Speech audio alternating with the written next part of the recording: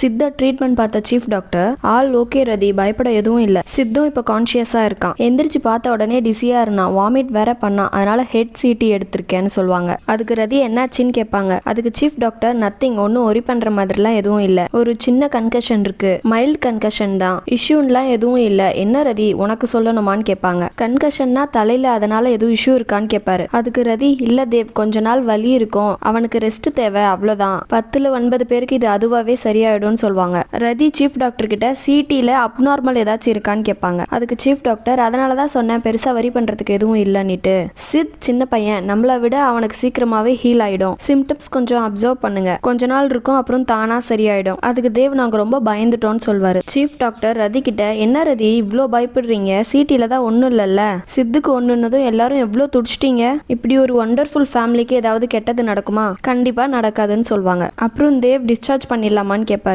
அதுக்கு chief doctor Sid ஓகேனா நீங்க கூட்டிட்டு போலாம், ஆனா நான் ஒரு நைட் இங்க இருக்கட்டும்னு சஜஸ்ட் பண்றேன், அந்த ரெஸ்ட் சித்துக்கு கொஞ்சம் பெட்டரா இருக்கும்னு சொல்லுவாங்க. அர்ஜுனுக்கு நர்ஸ் குட் மார்னிங் சொல்லிட்டு போவாங்க. அதுக்கு மது அர்ஜுன் உண்மையிலேயே இந்த ஹாஸ்பிட்டலுக்கு நீ தான் ஓனரான்னு கேட்பா. அதுக்கு வினோத் இல்லையா பின்ன, சம்பந்தமே இல்லாத ஒரு நர்ஸ் நைட் நேரத்துல வந்து குட் மார்னிங் சொல்லுது, அப்போ நம்மால் தானே ஓனரு, அர்ஜுன் ஒரு வார்த்தை சொன்னா இந்த ஹாஸ்பிட்டலே கேட்கும், ஆனா நீ சூப்பர் மது, பிடிச்சது பெரிய இடமா தான் பிடிச்சிருக்கன்னு சொல்லுவான். அதுக்கு அர்ஜுன் கொஞ்ச நேரம் சும்மா தான் இருங்க, நான் ஹாஸ்பிட்டல் ஓனர்னா எல்லாரும் முன்னாடியும் நான் ஏன்டா இப்படி நடந்துட்டு இருக்கேன்னு கேட்பான். அதுக்கு மது ஐயோ நீ ஓனர் இல்லையா, ஆனா உங்க அப்பா பேர்ல தானே இந்த ஹாஸ்பிட்டல் இருக்குன்னு கேட்பா. அதுக்கு அர்ஜுன் அது பெரிய கதை மது, நான் அப்புறம் சொல்றேன், அதை சொல்றதுக்கு சரியான நேரம் இது இல்லைன்னு சொல்லுவான். அப்புறம் அர்ஜுன் தேவ் கிட்ட டாக்டர் என்ன சொன்னாங்கன்னு கேட்பான். அதுக்கு தேவ் ஒண்ணு இல்லைன்னு சொல்லிட்டாங்க அர்ஜுன், ஒரு சின்ன கன்கஷன் தான் இருக்கான், அதுவே சரியாயிடும்னு சொன்னாங்கன்னு சொல்வாரு. அப்புறம் ரதி அர்ஜுன் கிட்ட ஒரு நிமிஷம் பேசலாமான்னு கேட்பாங்க. லைஃப் எல்லாம் எப்படி போகுது அர்ஜுன், காலேஜ் எல்லாம் கேட்பாங்க. அதுக்கு அர்ஜுன் போகுது, சொல்லுங்க மேம் ஏதோ பேசணும்னு சொன்னீங்கன்னு கேட்பான். அவங்க பக்கத்துல வினோத்தும் மதுவும் ஒரு டீக்காக சண்டை போட்டுட்டு இருப்பாங்க. அதெல்லாம் ரதி பார்த்துட்டு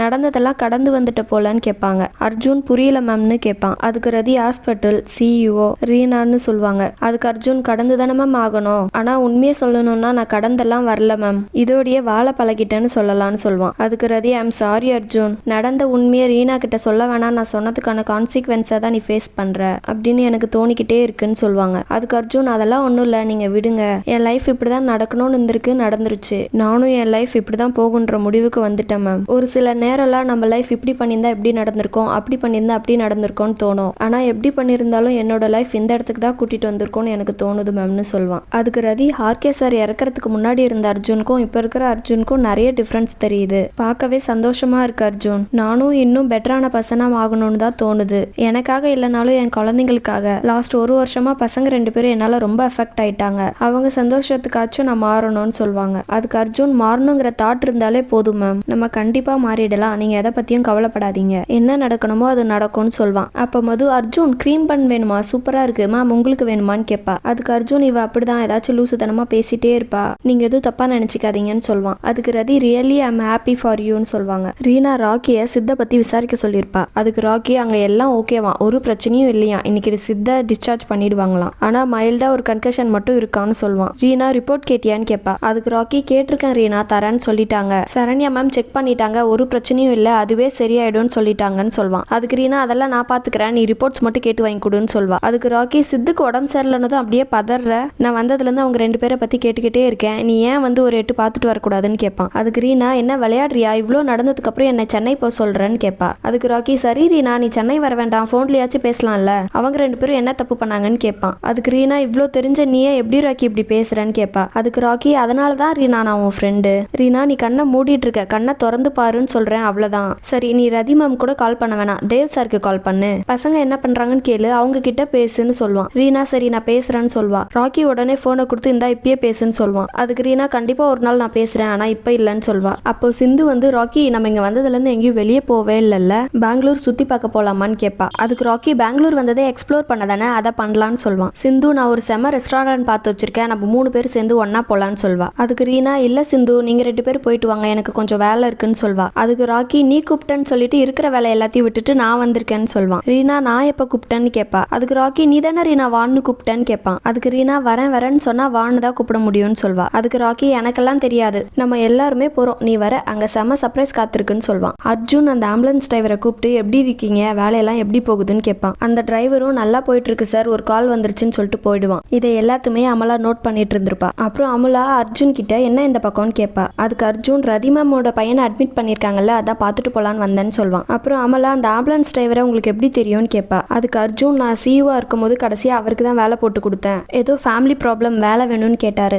அதான் வேலை போட்டு கொடுத்தேன்னு சொல்லுவான். அதுக்கு அமலா நான் கூட கேள்விப்பட்டேன், ஃபார்மசிஸ்ட் கூட சொன்னாரு எப்ப பார்த்தாலும் ஃபேமிலியை பத்தி புலம்பிக்கிட்டே இருப்பாருன்னு சொல்வா. அதுக்கு அர்ஜுன் பாவம் புலம்ப தானே முடியும், ஃபேமிலி தான் ஆக்சிடென்ட்ல இறந்து போயிட்டாங்களேன்னு சொல்வான். அதுக்கு அமலா யார் சொன்னா அவருக்கு ஃபேமிலி இருக்காங்களேன்னு சொல்வா. அதுக்கு அர்ஜுன் அவர் அப்படிதான் சொன்னாரு, ஹாஸ்பிட்டல் சிஇஓ இருந்து யாருக்கெல்லாம் என்னெல்லாம் பண்ண முடியுமோ அதெல்லாம் பண்ணிட்டு தான் போனேன், அப்படிதான் அவருக்கும் வேலை போட்டு கொடுத்தேன்னு சொல்வான். அதுக்கு அமலா எனக்கு ஷுவரா தெரியும் அவருக்கு ஃபேமிலி இருக்காங்க, நீங்க தான் ஏதோன்னு சொல்வா. அர்ஜுன் நான் போய் சித்த பாக்குறேன்ட்டு போயிடுவான். சித் நொண்டிட்டு நடப்பான். அதை நோட் பண்ண ரதி, என்ன சித் கிளாஸை பங்க் பண்ண பிளான் போட்டுட்டியா, நான் ஒரு டாக்டர் தெரியும்ல, உனக்கு எதுவும் இல்லை, மண்டே ஸ்கூலுக்கு போகணும் நீன்னு சொல்வாங்க. அதுக்கு சித் அம்மா ப்ளீஸ்மா ஒரு நாள் எக்ஸ்ட்ரா லீவ் எடுத்துக்கிறேன்னு கட்டி பிடிச்சிட்டு கெஞ்சுவான். அதுக்கு ரதி சரி மண்டே லீவ் எடுத்துக்கோன்னு சொல்லுவாங்க. அப்போ அர்ஜுன் வந்து சித் எப்படி இருக்கேன்னு கேட்பான். அதுக்கு சித் நான் நல்லா இருக்கேன். அர்ஜுன் ப்ரோ நீங்க ரீனா டியூட் கிட்ட பேசுறீங்களா, அவங்க எப்படி இருக்காங்க என்ன பண்றாங்க சொல்லுங்க அர்ஜுன் ப்ரோன்னு கேட்பான். அதுக்கு அர்ஜுன் ரீனாக்கா சூப்பரா இருக்காங்க, நீ எதுவும் வரி பண்ணிக்காதன்னு சொல்வான். அதுக்கு சித் அவங்க ஏன் என் கூட பேச மாட்டேங்கிறாங்க,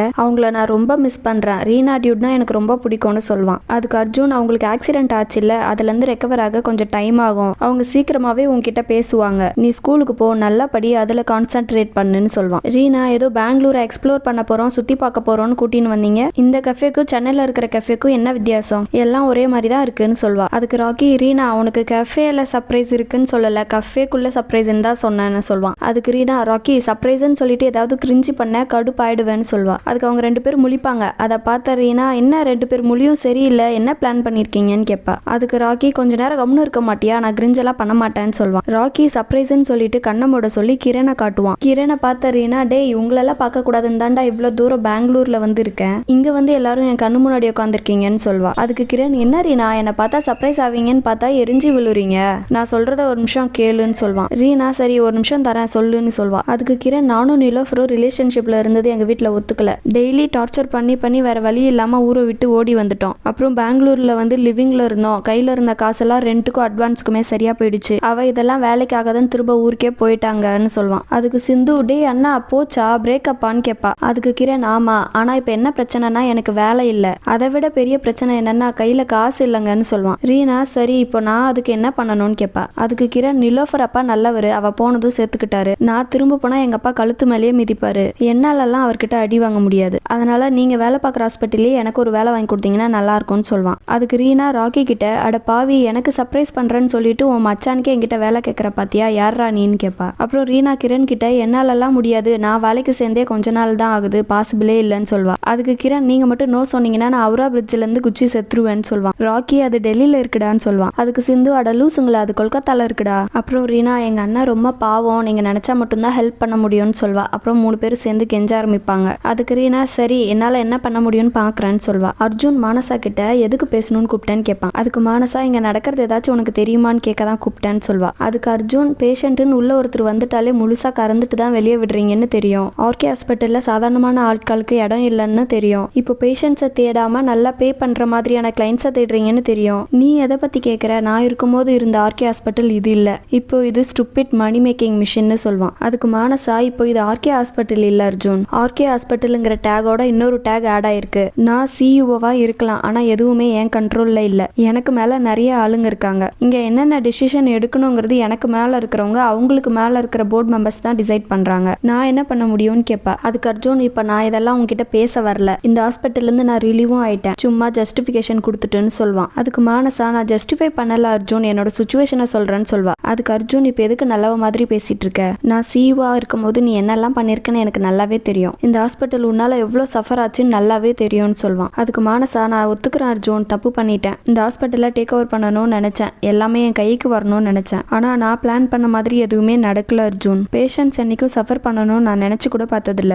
என்னோட மோட்டிவே மணி இல்ல அர்ஜுன், எங்க ஹாஸ்பிட்டல் எங்க கைக்கு திரும்ப வரணுங்கிறது மட்டும் தான் சொல்வா. அதுக்கு அர்ஜுன் உன் மோட்டிவ் அது இல்லைன்னா இப்பவும் ஏன் அப்படி நடந்துட்டு இருக்கு, ஸ்டாப் பண்ணு, திரும்பவும் எமோஷனலா பேசி என்னை ஏமாத்த ட்ரை பண்ணாத, குட் லக் டெஸ்ட்ராயிங் த ஹாஸ்பிட்டல்னு சொல்வான். ரதி அவங்க 3 பேரையும் வெளியே நிக்க சொல்லிட்டு ஆரத்தி ரெடி பண்ணி எடுத்துட்டு வருவாங்க. தேவ் என்ன ரதி இதெல்லாம்னு கேட்பாரு. அதுக்கு ரதி ரொம்ப நாளா ரொம்ப கஷ்டப்பட்டுட்டோம், இனி கஷ்டப்படாம இருக்கணும், ஒன்லி குட் டேஸ்ன்னு சொல்வா. தேவ் அந்த தட்டை வாங்கிட்டு நீங்க எல்லாம் ஹாப்பியா இருந்தாதான் நான் சந்தோஷமா இருக்க முடியும்னு சொல்லிட்டு அவர் ஆரத்தி எடுப்பாரு. அமலா ராகவ் கிட்ட ஆம்புலன்ஸ் டிரைவருக்கு ஃபேமிலி இருக்குன்னு இந்த ரெக்கார்ட்ஸ்ல ஃபைல் ஆயிருக்கு, நானும் விசாரிச்சு விசாரிச்சு பார்த்தேன், அந்த ஃபார்மசிஸ்ட் கூட சொன்னாரு அவர் எப்பயும் ஃபேமிலியை பத்தி மட்டும்தான் பேசுவாரு, அவர் குழந்தைங்களுக்கு அது இதுன்னு வாங்கிட்டு போய் கொடுத்தேன்னு சொல்வாருன்னு சொன்னாரு. ஆனா அது உண்மை இல்ல ராகவ். உண்மை என்னன்னா, ஒரு வருஷத்துக்கு முன்னாடியே ஆம்புலன்ஸ் டிரைவரோட ஃபேமிலி கார் ஆக்சிடென்ட்ல இறந்துட்டாங்கன்னு சொல்வா.